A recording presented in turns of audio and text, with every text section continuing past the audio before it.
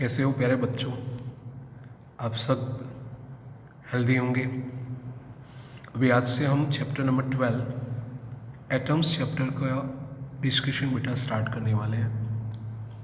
इस चैप्टर में हम लोग पढ़ेंगे कि जो एटम है उसका स्ट्रक्चर क्या होगा, उसके ट्रांजिशन के ड्यूरिंग एमिटेड या एब्जॉर्ब वेवलेंथ क्या होगी, उनकी फ्रीक्वेंसीज क्या रहेंगी, एनर्जी लेवल्स उनके क्या होंगे, और इसके अलावा एटम्स के रिगार्डिंग काफ़ी सारी इम्पोर्टेंट इन्फॉर्मेशन हम इस चैप्टर में पढ़ने वाले हैं। अपने इंट्रोडक्शन लेक्चर में आज हम लोग डिफरेंट मॉडल के बारे में थोड़ा एक डिस्कशन देखने वाले हैं, एज वेल इलेक्ट्रॉन की एनर्जी का एक क्वेश्चन हम पढ़ेंगे। सबसे पहले जिसमें हम स्टार्ट करते हैं बेटा थॉमसन्स एटॉमिक मॉडल। आप सब अभी जो वाटरमेलन खा रहे हो उसमें जो अरेंजमेंट है वही अरेंजमेंट बेटा थॉमसन ने अपने एटॉमिक मॉडल में सजेस्ट किया था। As for him positive charge distributed in entire atoms volume and negative charge is entrapped between them like seeds in a watermelon. इस वजह से हम इसको प्लम पुडिंग मॉडल भी बेटा बोल सकते हैं। अभी एक चीज़ आप अगर यहाँ पे गौर करो तो यहाँ पॉजिटिव चार्ज और नेगेटिव चार्ज इलेक्ट्रॉन ये दोनों बेटा एक साथ है, कोलम्बियन फोर्स लग रहा होगा। तो भी यहाँ पे क्या बोला गया है कि negative charge entrapped between them, मतलब वहाँ पे बाइंड रहेंगे, वहाँ पे स्टेशनरी होंगे, और वो यहाँ क्यों स्टेशनरी है वो इस मॉडल के थ्रू एक्सप्लेन नहीं किया जा सकता। सो हम लोग इसकी एक लिमिटेशन याद कर लेंगे जो है बेटा it can not explain this stationary charge distribution. Then after Thomson के एक स्टूडेंट रुथरफर्ड ने जो डिस्कशन बेटा मॉडल के रिगार्डिंग की थी, एटॉमिक मॉडल के रिगार्डिंग, उसकी बात पे जाते हैं। Rutherford suggested that as per this model the nucleus is a central positively charged part which contains all entire mass as well all positive charge, and electron revolves around the nucleus. electron क्या करता है? revolves around the nucleus. अभी हम ये suppose कर सकते हैं कि मान लो जो हमारा जो एस्ट्रोनॉमिकल सिस्टम है जिसमें सन सेंटर पे सिचुएटेड है और अर्थ और सारे प्लैनेट्स उसके सराउंड रिवॉल्व करते हैं। वैसे बेटा यहाँ पे न्यूक्लियस जो है वो सेंट्रल पार्ट हो गया और अपना जो इलेक्ट्रॉन है वो उसके सराउंड रिवॉल्व कर रहा है। सो इस मॉडल के लिए एक नाम दिया गया, it's also called a planetary model. उसे क्या बोलते हैं बेटा? Planetary model.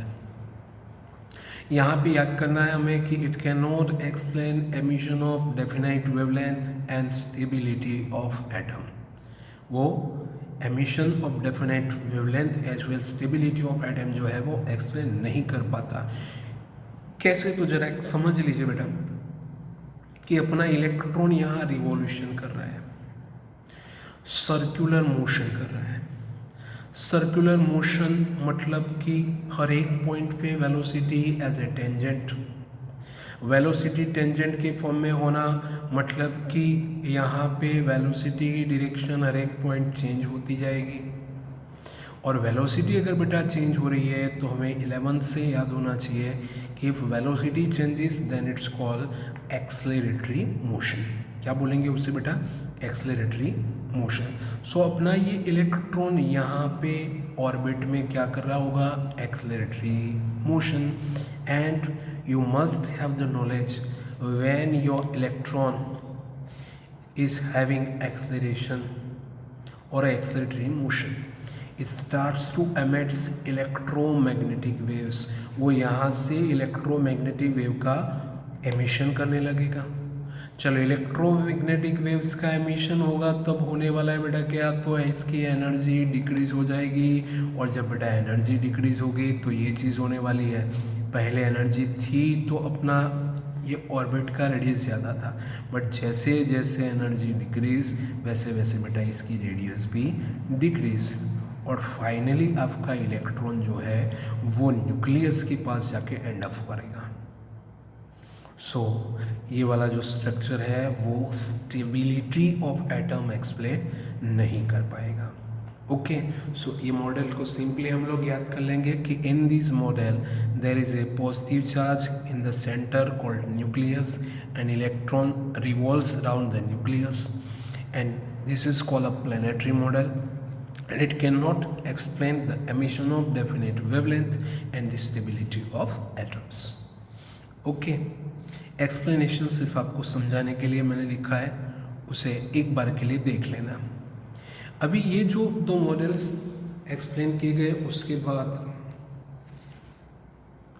रुथरफोर्ड के दो स्टूडेंट्स गाइगर एंड मार्सडन ने एक एक्सपेरिमेंटल अरेंजमेंट शो किया।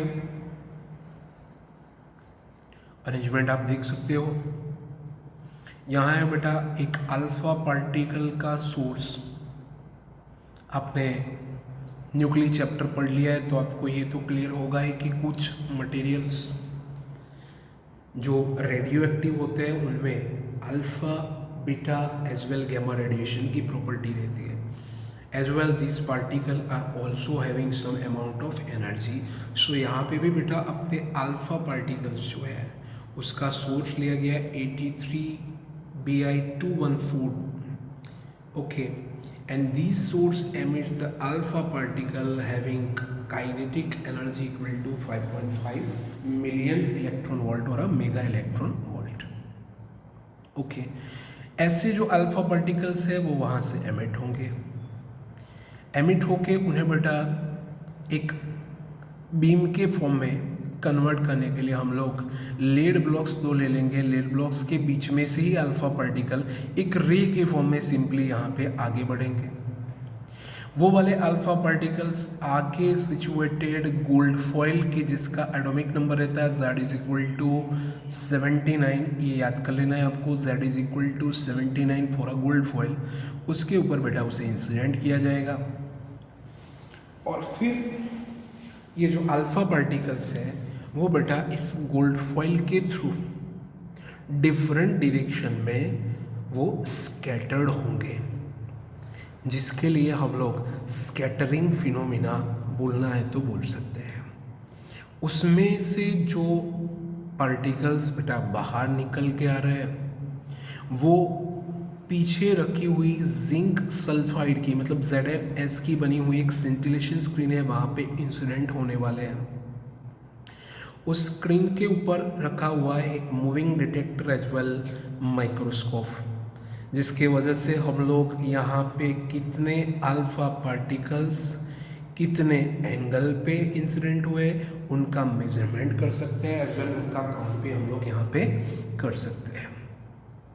ओके, यहाँ पे इस एक्सपेरिमेंट में जो चीज़ ऑब्जर्व हुई है उसकी डिस्कशन तो हम देखने ही वाले हैं, बट यहाँ पे एक वर्ड आप लोग समझ लीजिए, एक रैंडम अमाउंट आपको दिया हुआ है वो आपको याद कर लेना है कि in this practical when number of alpha particles incident over the gold foil, उसमें से मैनी नंबर्स या फिर ज़्यादा से ज़्यादा नंबर्स जो है वो बेटा स्कैटर्ड हो जाते हैं at different angles, but approximately 8000 में से सिर्फ वन पार्टिकल जो है अल्फा पार्टिकल वो यहाँ पे इंसिडेंट होके अपनी ओरिजिनल डायरेक्शन में बैक जाता है, जिसको हम बोलते हैं बेटा बैकवर्ड स्कैटरिंग। क्या बोलते हैं उसको? Backward scattering. सो ओवरऑल इस प्रैक्टिकल बेसिस पे कि जिसमें हमने ये चीज़ देखी कि कुछ कुछ पार्टिकल पास हो रहे हैं, कुछ बैकवर्ड स्कैटरिंग हो रहे हैं, उस बेसिस पे गाइगर मार्सडन के रिजल्ट के बेसिस पे रुथरफोर्ड ने भी जो एक प्रैक्टिकल यहाँ पे परफॉर्म किया था, वो रुथरफोर्ड के एक्सपेरिमेंट के थ्रू हमें ये एक अप्रोक्सीमेट रेंज मिलती है जो हमको याद कर लेनी है। Size of nucleus is approx 10⁻⁻15 to 10⁻14 रहेगी, जबकि अपना जो साइज ऑफ एटम है वो उसके कंपैरिजन में रहेगा 10⁻⁻10 मीटर, जो कंपेरेटिवली उससे साइज में थोड़ा बड़ा होगा। ओके, अभी यहाँ पे जो ये स्कैटरिंग बेटा हो रहा है, उस स्कैटरिंग को हम लोग नेक्स्ट थोड़ा अच्छे से समझें। तो ये वाले स्कैटरिंग में हम लोग देखेंगे कि हमने जो गोल्ड फॉइल ली हुई थी, उस गोल्ड फॉइल के किसी एक कंस्टिट्यूएंट गोल्ड एटम को मैंने यहाँ पे लार्ज करके दिखाया है। ये है बेटा अपना एक गोल्ड एटम, जिसका ये आ गया अपना न्यूक्लियस। यहाँ दूर मैंने अल्फा पार्टिकल्स दिखा दिए, जिनके एरो करके मैंने दिखाया है 1, 2 और 3, ऐसे फर्स्ट, सेकेंड एंड थर्ड, ऐसे 3 अल्फा पार्टिकल्स बेटा मैंने यहाँ पे दिखाया आप लोगों को। अभी यहाँ जो मैं बोल रहा हूँ वो एकदम अच्छे से समझ लीजिए। ये मेरा फर्स्ट अल्फा पार्टिकल, जिसका वेलोसिटी वेक्टर सीधा जा रहा है through the centre of nucleus. सीधा कहाँ जा रहा है? Through the centre of nucleus. जबकि मैं सेकंड नंबर वाले की बात करूँ तो सेकंड वाले का वेलोसिटी वेक्टर जो है वो अगर देखा जाए तो अपने न्यूक्लियस के सेंटर से, ये जो मैंने यहाँ पे बी दिखाया है, उतने नॉर्मल या परपेंडिकुलर डिस्टेंस पे सिचुएट है। थर्ड की मैं बात करूँ तो मेरा जो थर्ड वाला अल्फा पार्टिकल है, वो थर्ड वाले अल्फा पार्टिकल का वेलोसिटी वेक्टर जो मेरे सेंटर से बी जितने परपेंडिकुलर डिस्टेंस पे है। तो हमें याद कर लेना है, ये जो परपेंडिकुलर डिस्टेंस भी है उसको बोला जाता है बेटा इम्पैक्ट पैरामीटर। क्या बोलते हैं उसको? Impact parameter. और आप लोग यहाँ पे देख लो, यहाँ पे सबसे पहले ये वाला जो गया वो न्यूक्लियस की ओर जा रहा है, अल्फा पार्टिकल है, पॉजिटिव चार्ज होगा, न्यूक्लियस में भी पॉजिटिव चार्ज। सो कुछ हद तक वो नज़दीक जा पाएगा, क्योंकि उसके पास बेटा हमने आगे स्लाइड में देखा 5.5 मेगा इलेक्ट्रॉन वोल्ट जितनी काइनेटिक एनर्जी है। वंस दिस एनर्जी यूज्ड, उसके बाद वो और न्यूक्लियस के नज़दीक नहीं जा पाएगा। सो बेटा उसके बाद जो दोनों के बीच में रिपल्सिव फोर्स लग रहा होगा, उस बेसिस पे वो पीछे आ जाएगा, मतलब कि वो बैकवर्ड डायरेक्शन में मूव होने लगेगा। अभी समझ लीजिए कि ये जो हो रहा है, जिसमें अपना अल्फा पार्टिकल सीधे न्यूक्लियस के सेंटर के साथ कोलाइड कर रहा है, उसको बेटा हम बोलेंगे हेड ऑन कोलिशन। क्या बोलते हैं उसको? Head on collision. और ये हेड ऑन कोलिशन जब भी बेटा वर्ड दिखे तो याद हमें ये कर लेना होगा कि ऐसे केस में अल्फा पार्टिकल का इम्पैक्ट पैरामीटर, मतलब ये नॉर्मल वाला डिस्टेंस रहता है 0, और दूसरा हमें याद करना है उसका एंगल ऑफ स्कैटरिंग, मतलब वो कितने एंगल पर डिफ्रेक्ट हो रहा है with respect to its original direction. तो यहाँ ये डायरेक्शन +x में जा रहा था, -x में बैकवर्ड स्कैटर हुआ, तो दोनों के बीच में एंगल बन गया 180 degree. Okay, as well we have to remember that जब ये अल्फा पार्टिकल इस न्यूक्लियस के सबसे ज़्यादा नज़दीक वाले डिस्टेंस तक पहुंच जाएगा by utilising its all kinetic energy, तो उस मोमेंट पे वो स्टेशनरी वहाँ पे हो जाता है फॉर अ इंस्टेंट। कुछ टाइम के लिए वो वहाँ पे बेटा स्टेशनरी हो जाएगा। अभी स्टेशनरी हो जाना मतलब उसके पास वहाँ क्या आ जाएगी? It have a potential energy there. और ये पोटेंशियल एनर्जी उसको मिली कहाँ से होगी? तो सिंपल बात है, जो काइनेटिक एनर्जी यहाँ पे यूज़ हुई उसी का कन्वर्जन हुआ होगा पोटेंशियल एनर्जी में। सो हम लोगों को और एक ये रिलेशन याद करना है बेटा कि जब ये वाला अल्फा पार्टिकल न्यूक्लियस के नज़दीकी डिस्टेंस, जिसको हम बोलते हैं distance of closest approach R0, इससे ज़्यादा नज़दीक वो नहीं जा सकता। इस डिस्टेंस पे total kinetic energy of alpha particle is equal to the potential energy of system at distance r0। Kinetic energy को मैंने ये अल्फा लिख दिया। पोटेंशियल एनर्जी के लिए इक्वेशन बेटा मैं एज यूजुअल पहले बोल रहा हूँ कि Q1 Q2 divide by distance r। अभी अपने फिगर पे गिना जाइए, Q1 सा सेंटर वाला, Q2 चार्ज अल्फा पार्टिकल का और दोनों के बीच का लास्ट का डिस्टेंस ऑफ क्लोजेस्ट अप्रोच। सो मेरा फॉर्मूला हो गया बेटा KZE/2ED/R0। ओके, एज वेल हम लोग ये भी याद कर लेंगे कि इन दोनों के बीच में आफ्टरवर्ड्स जो कोलम्बियन रिपल्सिव फोर्स लगने वाला है वो होगा बेटा अकॉर्डिंग टू KQ1Q2/R²। Q1 ले लिया हमने न्यूक्लियस का चार्ज, Q2 ले लिया हमने अल्फा पार्टिकल वाला चार्ज।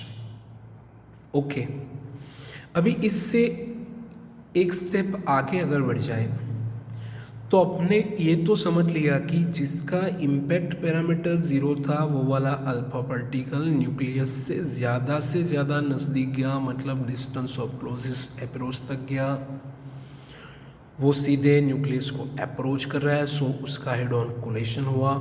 हेड ऑन कोलिशन के बाद मोमेंटरी स्टेशनरी, बाद में उसके ऊपर रिपल्सिव फोर्स लगा, उसका बैकवर्ड स्कैटरिंग हो गया। क्या हो गया? उसका बैकवर्ड स्कैटरिंग। तो ये जो फिनोमिना हो गया उसको हम बैकवर्ड स्कैटरिंग बोल सकते हैं, जो हमने आगे जस्ट बताया कि 8000 में से ऑलमोस्ट 1 के लिए ये चीज़ होती है।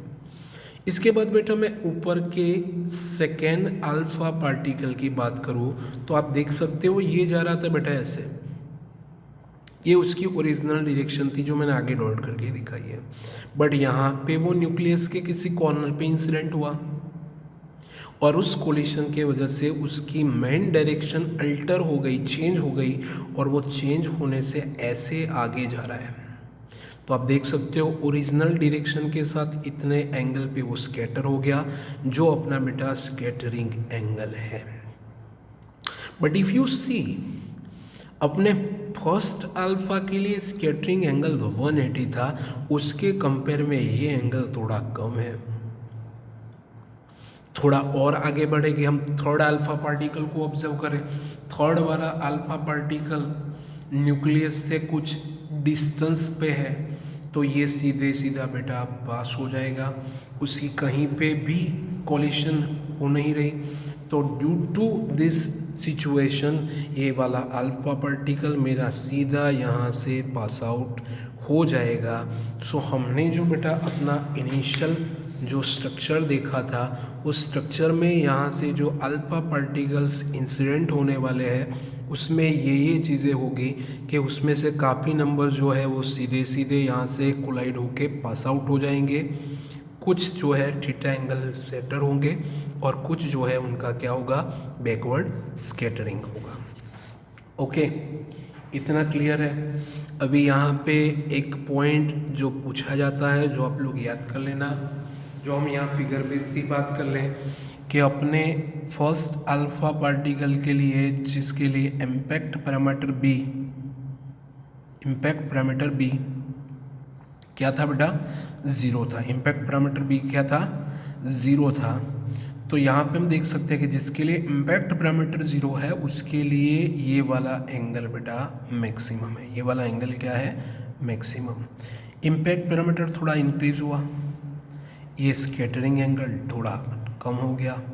फिर से देखें, इम्पैक्ट पैरामीटर इंक्रीज हुआ तो अपना स्कैटरिंग एंगल डिक्रीज हो गया। मतलब याद कर लेंगे, जब इम्पैक्ट पैरामीटर इंक्रीज हो रहा होगा तब अपना स्कैटरिंग एंगल जो है वो बेटा डिक्रीज होगा, तब स्कैटरिंग एंगल जो है वो डिक्रीज होगा। Okay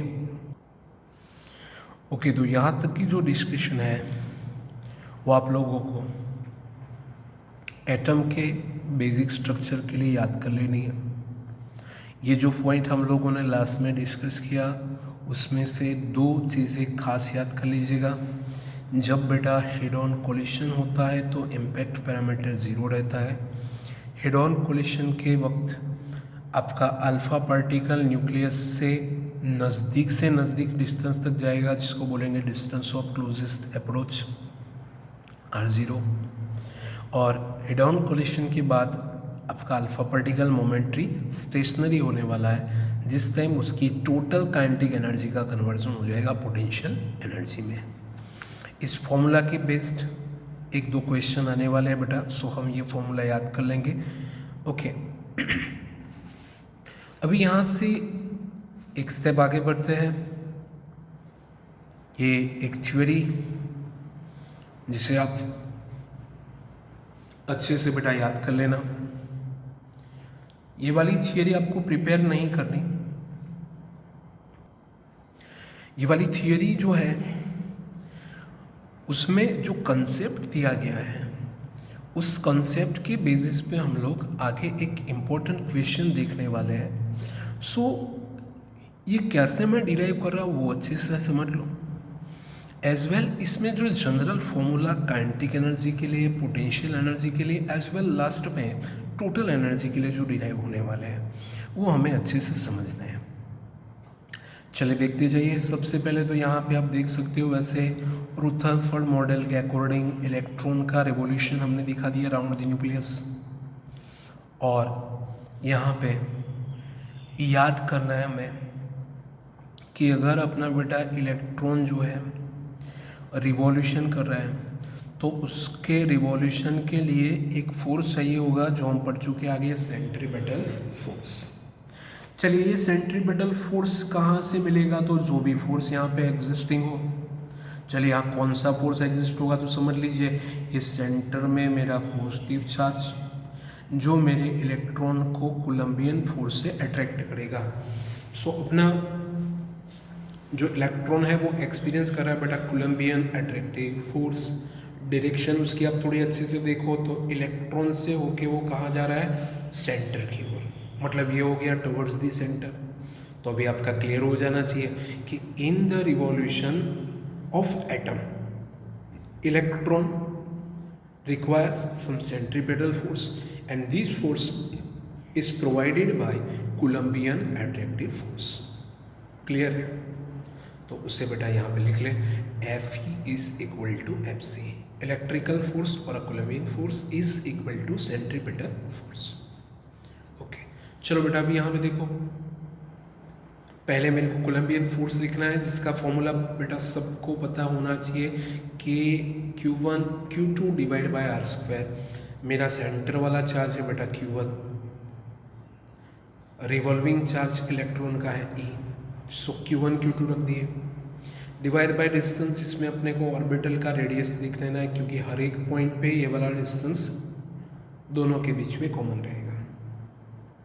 so K ZE into E divide by r square is equal to हमें लिखना है सेंट्रीपेटल फोर्स की जिसका फॉर्मूला सबको याद होगा ही, mass into v square by r means mv square by r. This is your centripetal force acting on electron. चलिए अभी छोटा इसका सिंप्लीफिकेशन थोड़ा देख लो कि यहाँ आर स्क्वायर और ये आर, तो एक आर यहाँ कट ऑफ हो गया। दोनों तरफा जो रिलेशन बचे हैं उसमें बेटा हम लोग दोनों साइड्स को 1/2 से अगर मल्टीप्लाई कर लेते हैं तो अपने पास बेटा आ जाएगी काइनेटिक एनर्जी, क्योंकि 1/2 से मल्टीप्लाई करने पे हो गया अपना 1/2 mv स्क्वायर। तो ये हो जाएगी अपनी काइनेटिक एनर्जी, और काइनेटिक एनर्जी का फॉर्मूला हो गया k z square divide bye 2r। क्या हो गया? k z square divide bye 2r। यहाँ से एक स्टेप आगे देखें तो अपने पास नेक्स्ट होगा बेटा पोटेंशियल एनर्जी ऑफ सिस्टम। चलिए पोटेंशियल एनर्जी ऑफ सिस्टम की अगर यहाँ पे बात करें तो पोटेंशियल एनर्जी ऑफ सिस्टम के लिए हमें देखना होगा कि Q1 Q2 by distance R। याद कर लेना बेटा, जब भी आप पोटेंशियल एनर्जी लिख रहे हो तो अपने जो भी चार्जेस है उनको उनके साइन के साथ लिखा जाता है। मतलब पॉजिटिव चार्ज हो तो प्लस साइन के साथ लिखो, नेगेटिव चार्ज है तो बेटा माइनस साइन के साथ लिखो। ओके सो हम यहाँ पे एक बार नज़र डाल दें कि अपना Q1 चार्ज प्लस ZE है, Q2 चार्ज बेटा माइनस E है, दोनों के बीच का डिस्टेंस R है। तो अपनी पोटेंशियल एनर्जी हो गई बेटा K Q1 ZE Q2 minus E divide by R is equal to हम लोगों को मिल जाए minus k ZE square divide by R। और अभी 11th में आप लोग पढ़ चुके हो बेटा, always total energy is the sum of kinetic energy and potential energy. Kinetic energy आगे प्रूव की, वो लिख दी, पोटेंशियल एनर्जी लिख दी -kz²/r। चलिए सिंप्लीफिकेशन कीजिए इसका, kz²/r जिसमें से कॉमन रह गया, पीछे अपना सिंप्लीफिकेशन बचता है 1/2 -1, क्या आंसर बचेगा बेटा -1/2। So you have E is equal to -kz²/2r। यहाँ पे बेटा जो फाइनली माइनस साइन आई उसके वजह से हम ये बोल सकते हैं कि अपना इलेक्ट्रॉन जो है वो इस स्ट्रक्चर में बाइंडेड है। It indicates the binding of electron in an orbit. Okay, चलिए अभी ये तीनों रिलेशंस एक साथ कंपेयर करके देखिए। के का मैग्नीट्यूड देख लो, यू का मैग्नीट्यूड देख लो और ई का मैग्नीट्यूड देख लो। आप देख सकते हो के और ई दोनों सेम है, तो उसके लिए कोई सिंबल हम लोग सपोज कर सकते हैं जो हमने आगे सपोज किया। ई इज इक्वल टू के प्लस यू में दोनों को एक्स एक्स, साइन क्यों चेंज की वो पता चल जाना चाहिए। के अपना प्लस है, यू अपना ई अपना माइनस है, सो अपने को के ले लेना पड़ेगा एक्स, ई ले लेना पड़ेगा -x। उसके बाद बेटा यू देखिए, अभी सिंपली सोचो कि अपना जो ई है उसे आप मल्टीप्लाई बाय 2 कर दो, मतलब 2e जितना वैल्यू कर दो, तो 2 कट ऑफ हो गए, क्या बच गया -kz²/r। इट इंडिकेट्स दैट अपने u और e के बिटवीन जो रिलेशन है वो ऐसा कुछ रहेगा कि अपना u जो है वो e के कंपैरिजन में डबल है, u जो है वो e के कंपैरिजन में डबल है। एज वेल दोनों की साइन सेम है, तो अगर मैंने बेटा e को सपोज किया था x तो u को मैं सपोज कर लूँगा -2x। thus we have a relation E is equal to k plus u, -x is equal to x minus 2x। Okay, जिसके बेसिस पे मैंने ये तीनों को बेटा रिलेट कर दिया है। पहला रिलेशन कि E और K सेम है, साइन डिफरेंट है तो E is equal to -k।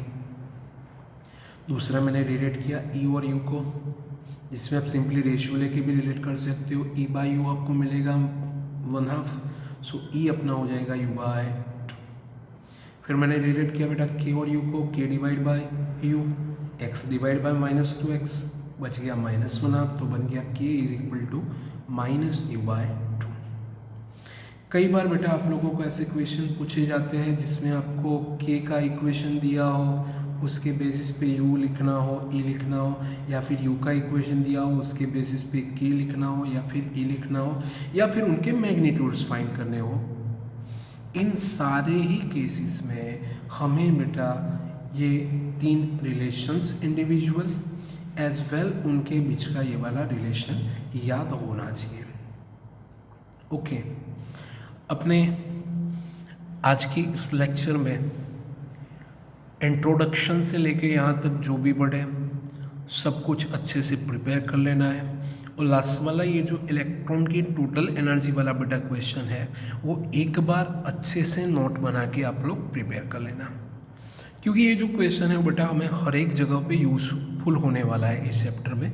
सो इस क्वेश्चन को आप लोग अच्छे से प्रिपेयर कर लेना। ओके, ठीक है, चलो आज यहाँ तक रखते हैं। नेक्स्ट डिस्कशन अगले लेक्चर में देखेंगे। तब तक सबको बेस्ट ऑफ लक। आज से ये चैप्टर अच्छे से प्रिपेयर करना स्टार्ट कर देना। Okay, and stay home, stay safe. ठीक है, थैंक यू फॉर वॉचिंग।